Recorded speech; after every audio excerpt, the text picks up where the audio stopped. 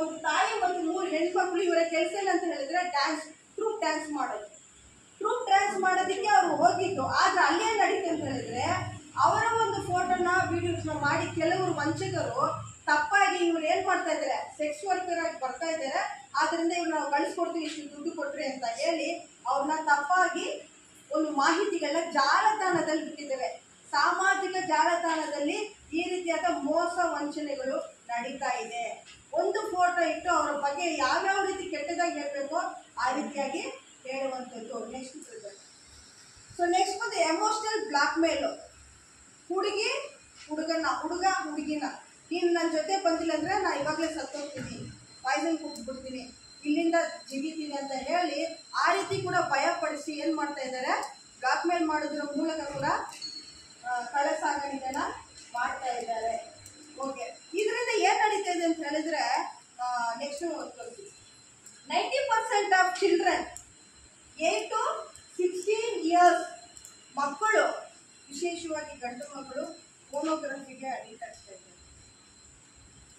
ಅದು ಮಾತ್ರವಲ್ಲದೆ 17 ವಯಸ್ಸಿನವರೆಗೂ ಮಕ್ಕಳು ಏನು ಮಾಡ್ತಾ ಇದ್ದಾರೆ, ರಹಸ್ಯವಾಗಿ ಸೀಕ್ರೆಟ್ ಆಗಿ ಫೋನೋಗ್ರಾಫಿ, ನಗ್ನಚಿತ್ರ ವಿಡಿಯೋಗಳನ್ನೆಲ್ಲ ನೋಡ್ತಾ ಇದ್ದಾರೆ. ಮತ್ತೆ ಮಕ್ಕಳದು ಕೂಡ ಈ ಚೈಲ್ಡ್ ಫೋನೋಗ್ರಫಿ ಕೂಡ ಮಾಡ್ತಾ ಇದ್ದಾರೆ.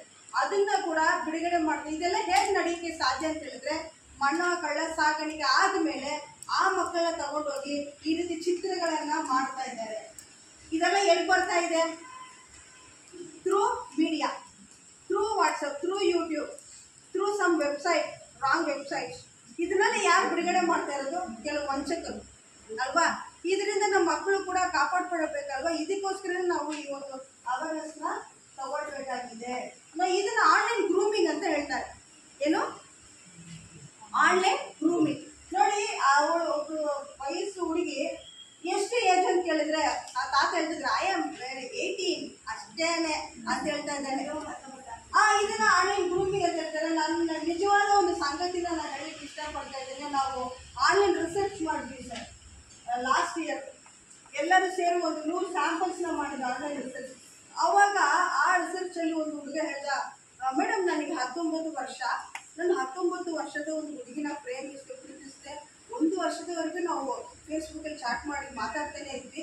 ಅವಳ ಕೆಲಸ ಸ್ವಲ್ಪ ದುಡ್ಡು ಕೂಡ ಕೇಳಿದ್ರು, ದುಡ್ಡು ಕೂಡ ಕಳಿಸ್ಕೊಟ್ಟೆ. ಒಂದಿನ ನನಗೆ ತುಂಬ ಆಸೆ ಆಯಿತು, ಅವಳನ್ನ ನೋಡಲೇಬೇಕು ಅಂತೇಳಿ ಅವಳ ಎಲ್ಲ ಫೋಟೋಸ್ ನಾನು ತುಂಬ ಅಟ್ರಾಕ್ಟ್ ಮಾಡ್ತು. ಸರ್ ಒಂದಿನ ನೋಡೋಣ ಅಂತ ನಾವು ಮೀಟ್ ಮಾಡಿ ಹೋದ್ವಿ. ಆದರೆ ನಾವು ಒಬ್ಬರೇ ಹೋಗಿದ್ದೆ. ಏನು ಮಾಡಿದ್ರು? ಒಬ್ಬರೇ ಹೋಗಿದ್ರು, ಅವ್ರಿಗೆ ಒಬ್ಬರೇ ಬಂದರು. ಅಲ್ಲಿ ಹೋಗಿ ಮೀಟ್ ಮಾಡಿ ನೋಡುವಾಗ ಅವಳಿಗೆ 45 ವಯಸ್ಸಿನ ವಯಸ್ಕ, ಐ ಮೀನ್ ಅಡಲ್ಟ್. ಅವ್ರು 19 years ಹುಡುಗಿ ಅಲ್ಲ, 45 ವಯಸ್ಸಿನ ಅಡಲ್ಟು ಮೋಸ ಮಾಡ್ತಿರ್ತಾರೆ. ಇದನ್ನ ಆನ್ಲೈನ್ ಗ್ರೂಮಿಂಗ್ ಅಂತ ಹೇಳ್ತಾರೆ. ಸೊ ಅದಕ್ಕೆ ಇದನ್ನೆಲ್ಲ ನಾವು ಹೇಳಬೇಕು ಅಲ್ವಾ? ಇನ್ನೊಂದು ವಿಚಾರ ಹೇಳಕ್ಕೆ ಇಷ್ಟಪಡ್ತಾ ಇದ್ದೇನೆ. ಸೊ ಏನಾಯ್ತು ಅಂತ ಹೇಳಿದ್ರೆ, ಒಂದು ಹುಡುಗಿಗೆ ಅವಳು ಚೆನ್ನಾಗಿ ಆ್ಯಕ್ಟ್ ಮಾಡ್ತಾಳೆ, ಡ್ರಾಮಾ ಮಾಡೋದು, ಶಾಲೆಯಲ್ಲಿ ಕೂಡ ಚೆನ್ನಾಗಿ ಡ್ರಾಮಾ ಮಾಡ್ತಾಳೆ, ಸ್ಕಿಟ್ಟಲ್ಲಿ ರೋಲ್ ಪ್ಲೇ ಎಲ್ಲ ಅವಳು ಚೆನ್ನಾಗಿ ಮಾಡ್ತಾ ಇರೋದ್ರಿಂದ ನನಗೂ ಕೂಡ ಸೀರಿಯಲಲ್ಲಿ ನಟಿಸ್ಬೇಕಂತ ತುಂಬ ಇಷ್ಟ ಅಂತ ಆಸೆ ಪಟ್ಟಿದ್ದಾಳೆ. ಆಗ ಅವಳಿಗೆ ಒಂದು ಮೆಸೇಜ್ ಬರ್ತಾ ಇದೆ, ನೀವು ಇದರಲ್ಲಿ ಸೀರಿಯಲಲ್ಲಿ ಸೆಲೆಕ್ಟ್ ಆಗಿದ್ದೀರಾ, ನೀವು ಒಳ್ಳೆ ರೋಲ್ ಪ್ಲೇ ಮಾಡ್ಬೋದು, ಅದಕ್ಕೋಸ್ಕರ ನಿಮ್ಮ ಅಡ್ರೆಸ್ಸು, ನಿಮ್ಮ ಫೋನ್ ನಂಬರ್, ಅಡ್ರೆಸ್ ಎಲ್ಲ ಕಳಿಸ್ತೇವೆ, ನಾವು ನಿಮಗೆ ನಮ್ಮ ಅಡ್ರೆಸ್ನ ಕಳಿಸ್ತೇವೆ ಅಂತ ಹೇಳಿ ಅವರು ಬರೀತಾ ಇದ್ರೆ ಆ ಮೆಸೇಜ್ಗೆ ಇವಳೆಲ್ಲನೂ ಕಳಿಸ್ತಾ ಇದ್ದಾಳೆ. ನೆಕ್ಸ್ಟ್ ಸ್ವಲ್ಪ ಹೊತ್ತಿಗೆ, ಐ ಮೀನ್ ಸ್ವಲ್ಪ ತಾಸು ಬಳಿಕ ಒಂದು ವಿಡಿಯೋ ಬರ್ತಾ ಇದೆ. ಅವಳು ಮನೆಯಲ್ಲಿ ಸ್ನಾನ ಮಾಡುವಂಥದ್ದು, ಅವಳ ಡ್ರೆಸ್ ಚೇಂಜ್ ಮಾಡುವಂಥದ್ದು, ಇದನ್ನೆಲ್ಲ ಅವಳ ಫೋನಿಗೆ ವಾಟ್ಸಪ್ಪಲ್ಲಿ ಬರ್ತಾ ಇದೆ. ಏನು? ವಾಟ್ಸಪ್ಪಲ್ಲಿ ಬರ್ತಾ ಇದೆ. ಅವಳಿಗೆ ಭಯ ಆಗುತ್ತೆ. ನೋಡು, ನೀನೇನೆಲ್ಲ ಮಾಡಿದ್ಯಾ, ಮತ್ತು ನಿನ್ನ ಬಾಯ್ ಫ್ರೆಂಡ್ ಜೊತೆ ನೀನು ಮಲಗಿದ್ದೆ ಗೊತ್ತಾ, ನಿಮ್ಮ ಬಾಯ್ ಫ್ರೆಂಡ್ ಜೊತೆ ಕಿಸ್ ಮಾಡ್ತಾ ಇದ್ದೆ, ನಿಮ್ಮ ಬಾಯ್ ಫ್ರೆಂಡ್ ಜೊತೆ ಕೆಲವು ಅಶ್ಲೀಲವಾಗಿ ಮೆಸೇಜ್, ಡಬಲ್ ಮೀನಿಂಗ್ ಮೆಸೇಜ್ ಮಾಡಿದ್ದೆ, ಇದೆಲ್ಲ ನನಗೆ ಗೊತ್ತುಂಟು, ಇದು ನಾನು ನಿಮ್ಮ ಪೇರೆಂಟ್ಸ್ಗೆ ತೋರಿಸ್ತೀನಿ ಅಂತ ಬೆದರಿಕೆ ಮಾಡುವಾಗ ಅವಳು ಭಯಪಟ್ಟು ಸೂಸೈಡ್ ಮಾಡ್ತಿದ್ದೆ. ಈಗ ಅವಳಿಗೆ ಗೊತ್ತಿಲ್ಲ ಇದಕ್ಕೆ ಒಂದು ಪರಿಹಾರ ಇದೆ ಅಂತ.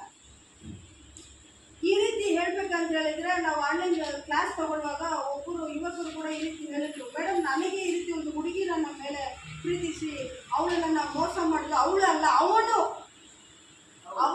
ಅವನು ಯಾರೋ ಒಬ್ಬ ನನ್ನ ಹುಡುಗಿ ಅಂತ ಹೇಳಿ ಮೋಸ ಮಾಡಿಬಿಟ್ಟ. ಈಗ ನಾನು ಏನು ಮಾಡಬೇಕಂತ ಗೊತ್ತಿಲ್ಲ, ಪೊಲೀಸ್ ಸ್ಟೇಷನ್ಗೆಲ್ಲ ಹೋದೆ, ಅದು ಸರಿಯಾದ ಎವಿಡೆನ್ಸ್ ನನ್ನ ಹತ್ರ ಇರಲಿಲ್ಲ. ಸರಿಯಾದ ಎವಿಡೆನ್ಸ್, ಮಾಹಿತಿ, ಇನ್ಫಾರ್ಮೇಷನ್ಸು, ಸಾಕ್ಷಿ ಇರಲಿಲ್ಲ. ಆದ್ದರಿಂದ ನನಗೆ ಸಿಗಲಿಲ್ಲ ಏನು ನ್ಯಾಯ ಅಂತ ಹೇಳಿ ಅವ್ರು ಹೇಳ್ತಾರೆ. ಸೊ ಇದು ಒಂದು ಸಿಂಪಲ್ ಟೆಕ್ನಿಕ್ ನಿಮಗೆ ಹೇಳ್ಕೊಡೋಕ್ಕೆ ಇಷ್ಟಪಡ್ತೀನಿ. ಇಷ್ಟ ಎಷ್ಟು ಜನ ಯೂಸ್ ಮಾಡ್ತೀರಾ? ನೀವು ಈ ಸೆಟ್ಟಿಂಗ್ಸ್ ಎಲ್ಲ ಮಾಡಿದ್ದೀರಪ್ಪ, ಕಾಣಿಸ್ತಾ ಇಲ್ಲ ನಿಮಗೆ? ಏನಾಗಿಲ್ವಾ? ಸೊ ಇದನ್ನ ನಾವು ಕಳಿಸ್ಕೊಡ್ತೀವಿ ರೆನಿಸಲ್ ಹತ್ರ. ಸರ್ ನಿಮಗೆ ಒಂದು PPT ಕಳಿಸ್ಕೊಡ್ತೇವೆ. ಎಸ್ ಎಸ್ ಮಾಡಿದ್ದೀರಾ ನೋಡಿ, ನೀವು ನೋಡ್ತೀವಿ ಅಂದರೆ 2 ಫ್ಯಾಕ್ಟರ್ ಇದೆ. ಅದನ್ನು ನಾವು ಮಾಡಿದ್ರೆ ನಮಗೆ ಸ್ವಲ್ಪ ಸಹಾಯ ಉಂಟು. ಮತ್ತು ಸ್ನ್ಯಾಪ್ಚಾಟಲ್ಲಿ ಯೂಸ್ ಮಾಡೋರಿಗೆ ಇದರಲ್ಲಿ ಸೆಂಡ್ ಮೀ ಮೈ ಸ್ನ್ಯಾಪ್ಸ್ ಅಂತ ಹೇಳಿ ಪಕ್ಕದಲ್ಲಿ ಮೈ ಫ್ರೆಂಡ್ಸ್ ಅಂತ ಇದೆ ನೋಡಿ, ರೆಡ್ ಮಾರ್ಕ್. ಇಲ್ಲಿ ಮೈ ಫ್ರೆಂಡ್ಸ್ ಅಂತ ಇರುತ್ತೆ, ಅದರೊಳಗಡೆ ಮೈ ಫ್ರೆಂಡ್ಸ್ಗೆ ಮಾತ್ರನೇ ನಾವು ಕ್ಲಿಕ್ ಮಾಡಬೇಕು. ಆಗ ಮಾಡಿದ್ರೆ ನಮ್ಮ ಫ್ರೆಂಡ್ಸ್ಗೆ ಮಾತ್ರನೇ ತಲುಪುತ್ತೆ ಹೊರತು ಅದರ್ಸ್ ಅಂತ ಇನ್ನೊಂದು ಆಪ್ಷನ್ ಇದೆ. ಬೈ ಚಾನ್ಸ್ ನೀವು ಅದರ್ಸ್ಗೆ ಕ್ಲಿಕ್ ಮಾಡಿದ್ರಿ ಎಲ್ಲರಿಗೂ ಪ್ರಚಾರ ಆಗುತ್ತೆ ಅಷ್ಟೇ. ಅಥವಾ ಸ್ನ್ಯಾಪ್ಚಾಟ್ ಸಪೋರ್ಟ್ ಬಗ್ಗೆ ಐ ನೀಡ್ ಹೆಲ್ಪ್ ಅಂತಂದು ಟೈಪ್ ಮಾಡಿ ಅಷ್ಟೇ, ನಿಮ್ಗೆ ಎಲ್ಲ ಸಹಾಯ ಅದರಲ್ಲಿ ಸಿಗುತ್ತೆ. ಇದು ಬಂದು ಗೇಮ್ಸು. ನೆಕ್ಸ್ಟ್ ಗೇಮ್ಸ್ ನೋಡೋಣ. ಸರಿ, ಒಂದು ವೇಳೆ ಈಗ ನೀವು ಹುಡುಗಿರು ಇದ್ದೀರಾ, ಕೆಲವರು ಆಯಂದಿರು ಕೂಡ ಇದ್ದೀರಾ, ನಿಮಗೂ ಮಕ್ಕಳಿದ್ದಾರೆ ಅಲ್ವಾ? ಹೆಣ್ಮಕ್ಳು ಎಷ್ಟು ಜನಕ್ಕಿದ್ದಾರೆ? ಈಗ ನಾನೊಂದು ಪ್ರಶ್ನೆ ನಿಮ್ಮಲ್ಲಿ ಕೇಳ್ತೇನೆ. ಎಕ್ಸಾಂಪಲು, ನಮ್ಮ ಮಗುಗೆ ಅಥವಾ ನಮ್ಮ ಗಂಡು ಮಕ್ಕಳಿಗೆ ಯಾವುದೇ ಒಂದು ಅಶ್ಲೀಲ ಚಿತ್ರವನ್ನು ಅಥವಾ ಯಾವುದೋ ಅವರ ಬಗ್ಗೆ ಅವ್ರಿಗೇನೆ ತೋರಿಸಿ ಬ್ಲ್ಯಾಕ್ ಮೇಲ್ ಮಾಡ್ತೀನಿ, ಆಬ್ಜೆಕ್ಟಬಲ್ ಅಥವಾ ಫೋಟೋಸು ಅಥವಾ ವಿಡಿಯೋನ ಕಳಿಸಿದ್ರೆ ಏನು ಮಾಡ್ತೀರಾ ಆ ಸಮಯದಲ್ಲಿ? ಈ ಕಡೆ ಹೇಳಿ. ಅಲ್ಲಿ ತುಂಬ ಜನ ಮಾತಾಡ್ತಾ ಇದ್ರಿ, ಈ ಕಡೆ ಮಾತಾಡ್ಬೇಕು. ನೀವು ಮಾತಾಡಿದ್ರಿ, ಈ ಕಡೆ ನೀವು ಮಾತಾಡಿ, ಗರ್ಲ್ಸ್ ನೀವು ಮಾತಾಡ್ರಿ. ಹಾಂ, ಈಗ ಎಕ್ಸಾಂಪಲ್ ನಿಮಗೆ ವಾಟ್ಸಪ್ಪಲ್ಲಿ ಒಬ್ಬರು ಅಶ್ಲೀಲವಾಗಿ ಕಳಿಸ್ತಾ ಇದ್ದಾರೆ, ನಿಮ್ಮ ಬಗ್ಗೆನೇ ಕಳಿಸ್ತಾ ಇದ್ದಾರೆ, ಏನು ಮಾಡ್ತೀರಾ? ಆಗ ಏನು ಸ್ಟೆಪ್ಸ್ ತಗೊಳ್ತೀರಾ?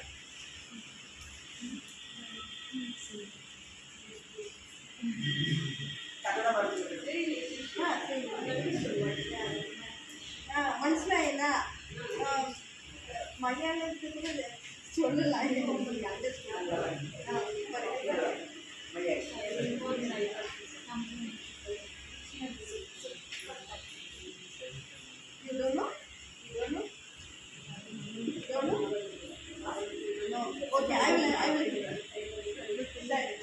ಅವ್ರು ಕರೆಕ್ಟಾಗಿ ಹೇಳಿದ್ರು. ತುಂಬ ಥ್ಯಾಂಕ್ ಯು. ಅವ್ರು ಕ್ಲಾಪ್ ಮಾಡಿ. ಓಕೆ, ಧೈರ್ಯವಾದವರು. ಅವ್ರು ಹೇಳಿದ್ರು ಈ ರೀತಿಯಾಗಿ, ಒಂದು ವೇಳೆ ನನಗೆ ಅದಕ್ಕೆ ಕಳಿಸಿದ್ರೆ ನಾನು ಭಯ ಭೀತಿ ಹೊಂದಲ್ಲ, ಬಟ್ ಅದನ್ನು ಸೈಬರ್ ಕ್ರೈಮ್ಗೆ ಹೋಗ್ತೇನೆ ಅಂತ ಹೇಳಿದ್ದಾರೆ. ಸೊ ಪ್ಯಾನಿಕ್ ಮಾಡ್ಕೊಳ್ಳೋ ಅವಶ್ಯಕತೆ ಇಲ್ಲ. ಡೋಂಟ್ ಪ್ಯಾನಿಕ್ ಅಂದರೆ ಭಯ ಪಡೋ, ಗಾಬರಿ ಪಡೋ ಅವಶ್ಯಕತೆ ಇಲ್ಲ. ಒಂದು ಆ ರೀತಿ ಬಂದರೆ ತಕ್ಷಣ ಡಿಲೀಟ್ ಮಾಡಿ, ಅಥವಾ ಅದೊಂದು ಸ್ಕ್ರೀನ್ಶಾಟ್ ತಗೊಂಡು ಸೈಬರ್ ಕ್ರೈಮ್ ನಂಬರ್ 1930 ಆ ನಂಬರಿಗೆ ತಕ್ಷಣವೇ ಕಾಲ್ ಮಾಡಬೇಕು. ಈಗ ಎಲ್ಲಿ ನೋಡಿದ್ರು ಅಷ್ಟೇ, ಬ್ಯಾಂಗ್ಳೂರಲ್ಲಿ ಫೋನ್ ತೆಗೆದ್ರೇನೆ ಒಂದು ಮಾಹಿತಿ ಬರುತ್ತೆ. ಬರ್ತಾ ಇದೆಯಲ್ಲ, ನಿಮ್ಗೂ ಬರ್ತಾ ಇದೆಯಾ? ಅದು ಮತ್ತೆ ಏನಂತ ಬರ್ತದೆ? ಯಾರಾದ್ರೂ ಹೇಳಿ ನೋಡೋಣ. ಮೊಬೈಲ್ ಮೊಬೈಲ್ ಬರ್ತಾ ಇದೆ. 1930 ಕಾಲ್ ಮಾಡಿ, ತಕ್ಷಣವೇ ಕಾಲ್ ಮಾಡಿ. ಇಲ್ಲಿಂದ ಬರ್ತದೆ, ಜಡ್ಜಿಂದ ಕಾಲ್ ಮಾಡ್ತಾ ಇದ್ದೀವಿ, ಪೊಲೀಸ್ ಸ್ಟೇಷನ್ದ ಕಾಲ್ ಮಾಡ್ತಾ ಇದ್ದೇವೆ, ಅದೆಲ್ಲ ಬರುತ್ತೆ. ನಂಬೇಡಿ. ಹಂಗಂದ್ರೆ ಸರ್ಕಾರನೇ ಇದನ್ನ ರಿಲೀಸ್ ಮಾಡಿದ್ರೆ ಅಂದರೆ ಇದು ಎಷ್ಟು ಗಂಭೀರವಾದ ಒಂದು ವಿಚಾರ ಅಂತ ನೀವು ತಿಳ್ಕೊಬೋದಲ್ವಾ? ಓಕೆ ನೋಡಿ, ಬೇಸಿಕ್ ಸೆಟ್ಟಿಂಗ್ಸು 2 ಫ್ಯಾಕ್ಟರ್ ಅದು ಮಾಡ್ತೀವಿ, ಲಾಗಿನ್ ಅಲರ್ಟ್, ಕಂಟ್ರೋಲ್ ಆಡಿಯನ್ಸ್ ಮತ್ತು